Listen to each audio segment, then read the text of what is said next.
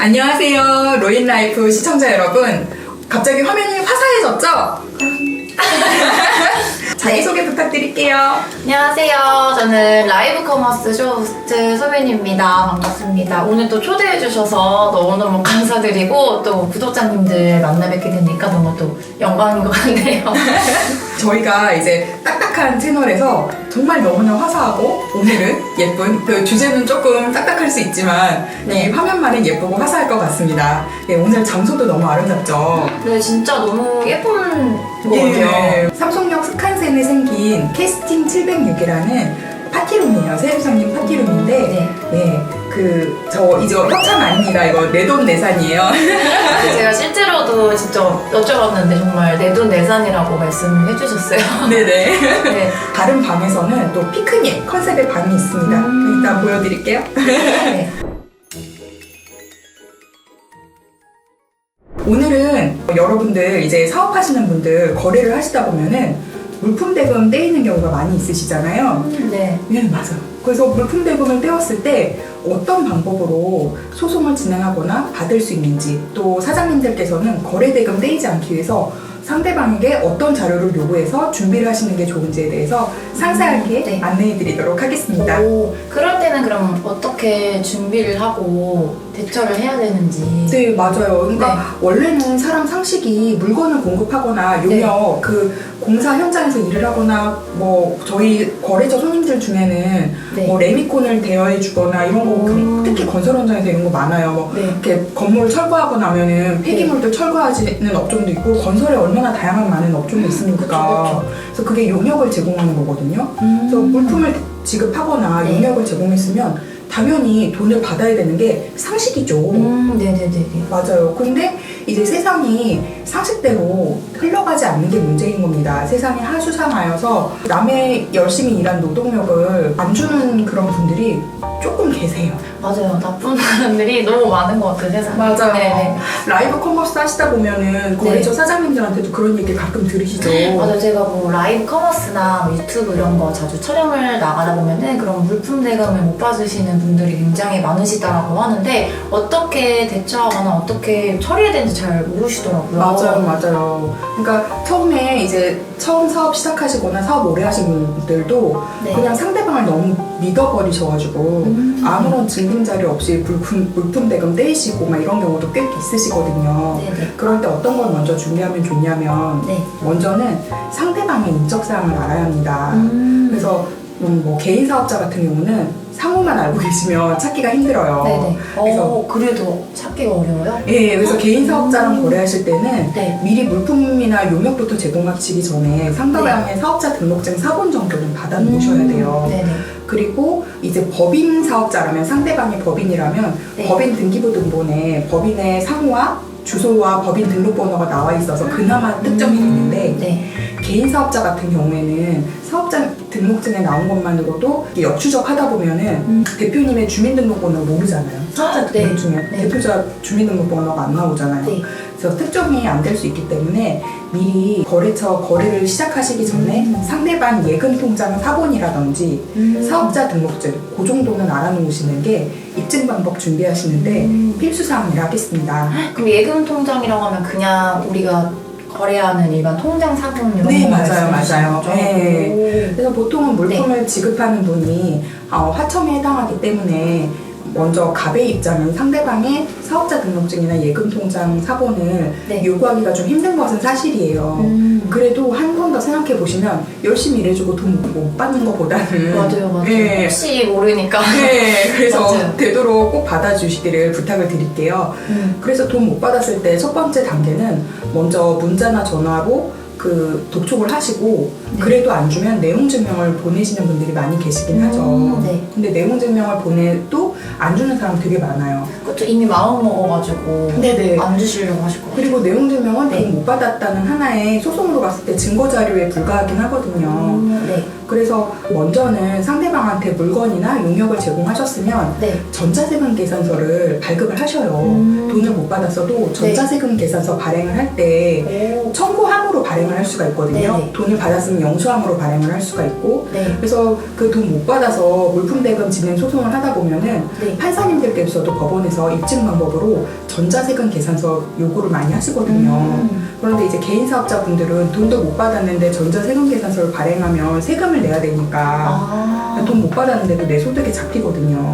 그리고 그것 때문에 전전긍긍하다가 미루실 때가 있는데 네. 전자세금 계산서도 이제 열흘 안에 발행을 못하면 또 그것도 과태료가 나오니까 네. 일단 청구함으로 하시고 소 진행하시다가 네. 정 못 받으면 나중에 또 전자세금 계산서 취소하는 방법도 있으니까 먼저 전자세금 계산서 발행을 하시고 다음이 이제 지급명령이나 소송을 진행하는 방법입니다. 그래서 아가씨 지급명령이랑 소송의 차이점을 알고 계세요? 아니요. 지금 어려운 용어들이 너무너무 많이 나와가지고 저처럼 아무것도 모르는 우리 분들이 많으실 것 같아요. 그쵸. 그래가지고 설명 한 번만 해주시면 너무 네네. 제가 신혜주 법무사가 네. 쉽게 설명을 해드릴게요. 좋아요. 지급명령은 이제 소송보다 인지 때 법원에 내는 인지가 10분의 1밖에 들지 않고 지급명령 결정을 그 상대방한테 송달해서 네. 2주 안에 상대방이 이의 신청하지 않으면 확정이 되는 제도이긴 합니다. 그래서 거래 명세서 등 상대방하고 거래했던 자료가 명백히 있으면 네. 지급명령이 빨리 되는 제도인 건 맞아요. 그래서 네, 소송보다 간편한 도촉 절차의 일종이긴 한데 네. 근데 지급명령의 단점은 상대방이 송달받고 2주 안에 이렇게 시간을 끌기 위해서 상대방이 이거 아닌데요 하고 이의 신청을 법원에 하거나 네. 아니면 상대방이 이미 폐업을 해서 아무리 우리가 알고 있는 기존 주소로 송달해도 소장 자체가 송달이 안 돼서 거기 안 살아. 네, 맞아요. 그러면은 한 소장이 한 3번 정도 송달이 가다가 안 되면 결국 법원에 원고나 채권자 입장에서는 공시송달을 신청해야 되거든요. 네. 공시송달이 뭐냐면 법원 게시판에 이 송달했다고 이렇게 붙여놓는 거예요. 그걸로 송달을 간주시키는 거거든요. 왜냐면 아무리 송달해도 송달되지 않는 사람한테 계속하면 재판이 안 끝나잖아요. 네네. 그래서 한 3번, 4번 정도 송달하다 안 되면 법원에 공시송달 신청을 하면은 허가를 해주세요. 그럼 만약에 정말 나쁜 분들이 이게 왔어요. 근데 나는 안 받았는데 라고 이렇게 거짓말하는 경우는 어떻게 해요? 그럴 때는 그 법원에 붙여놓는 제도가 공시송달인데 상대방이 판결이 확정되고 나서 나 못 받았는데 공시송달인데 하고 이의 신청을 또 할 수 있어요. 공시송달로 재판이 확정된 걸 안 날로부터. 네네. 그게 이제 추한 항소인데 항소를 해도 어차피 물품을 지급했거나 용역을 제공한 증거가 있기 때문에 항소를 해도 재판에서 이기죠. 우리가 거짓 소송을 한 게 아니라면. 네네네. 그래서 그렇게 어차피 공시송달로 가면은 지급명령은 공시송달까지는 인정을 해주질 않아요. 네네. 그래서 공시송달까지 갈 거면 본안소송으로 또 다시 신청을 해야 되거든요. 그러니까 지급명령을 본안소송으로 이렇게 변경하는 신청을 어차피 해야 되니까 그럼 시간이 더 걸리잖아요. 그래서 이게 상대방의 돈 떼먹으려고 작정한 경우에는 처음부터 차라리 소송을 진행하는 게 오히려 빠를 수 있어요. 그래서 상대방이 아직 사업을 계속 운영 중이시고 뭐 법인이라서 규모가 있는 사업체거나 아니면 개인이라도 매출이 꾸준히 발생하고 사업을 폐업하지 않은 경우라면은 지급명령으로 가시고 상대방이 폐업을 했거나 폐업을 안 했어도 어떻게든 돈 안 주려고 마음먹은 분이면 맞아요. 폐째 막 그럴 때는 처음부터 소송.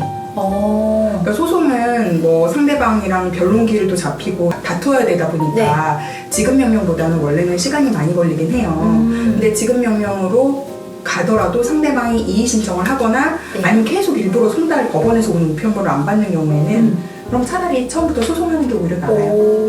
그럼 맨 처음에 뭔가 빠르게 해결하거나 약간 좀 시간이나 비용적인 부분에 있어서 좋은 게 소송인 거예요? 그렇죠. 그러니까 상대방이 사업을 계속 하고 있고 확실하면 지급명령이 빠른데 그럴 것 같지 않으면 경우에 따라 다른 거죠. 그럴 때는 상대방이 폐업을 했거나 할 조짐이 보이면 차라리 소송이 빠르죠. 그래서 그렇게 진행하시는 방법이 있습니다. 근데 소송으로 가더라도 아까 말씀드렸던 증거 자료는 꼭 있으셔야 돼요. 근데 상대방 인적사항을 모르는 경우가 아까 있다고 많다고 했잖아요. 인적사항을 모를 때는 어떻게 하는 게 좋을까요? 우리가 상대방 거래처를 모를 때 이 글로벌 이 4차 산업 시대에서 상대방에 대한 정보라고는 알고 있는 게 딱 하나 있죠. SNS? SNS만으로는 사실 조금 찾긴 힘들어요. 그거는 거의 포렌식까지 가야 돼서 쉽지는 않고요. 있고요. 그 다음에 이제 찾기 쉬운 게 휴대폰 번호는 사실 알죠. 네. 근데 뭐 요즘에 뭐 영화나 이런 데 보면 뭐 대포폰 뭐 이런 거 쓰는 거 맞아요. 그래서 휴대폰만으로도 대포폰도 있고 또한 저희가 사실조회 신청을 많이 하거든요. 네. 그래서 법무사들은 사실조회 신청으로 인적사항 모을 때는 어떻게든 의뢰인분들 거 해결해 드리려고 해요. 네.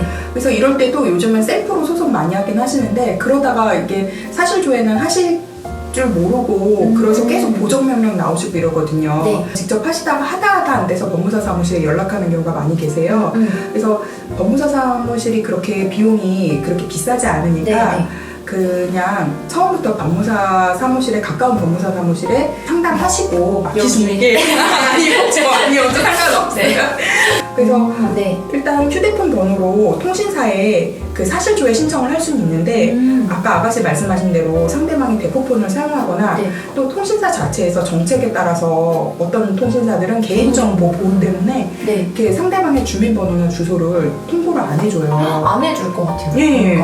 그렇기 때문에 이름하고 휴대폰 번호만으로는 쉽지 않습니다. SNS는 더 쉽지 않고 이렇게 방법으로 근데 이 방법이 있기야 있지만 참 많이 복잡해져요. 네, 포렌식 용어만 들어도 어렵죠.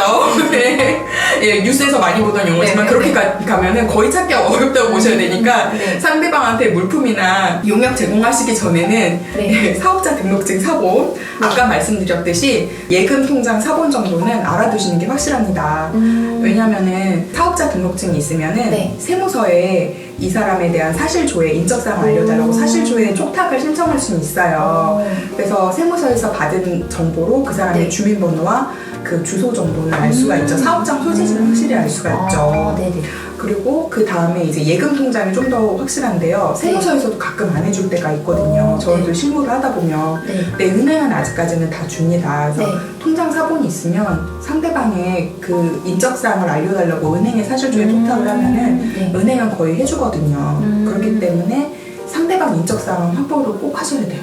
그럼 사업자 등록증 말고 혹시 뭐 신분증 사본 이런 것도 그건 더 확실하죠. 근데 이제 거래를 트는 입장에서 신분증 사본을 주는 상대방 없겠죠? 네, 잘 없죠. 네. 그리고 상대방이 법인이면은 그래도 법인 상호랑 그 정도만 알아도 법인 등기부등본을 인터넷 등기소나 가까운 등기소에서 떼실 수가 있으니까 그 안에 상대방 주소랑 법인 상호랑 그게 다 나와 있긴 해요. 법인 등록번호랑. 그래서 그걸로 그나마 특정은 가능하시죠. 그래서 상대방 특정을 한 다음에 소송 나머지 절차를 진행하시면 돼요.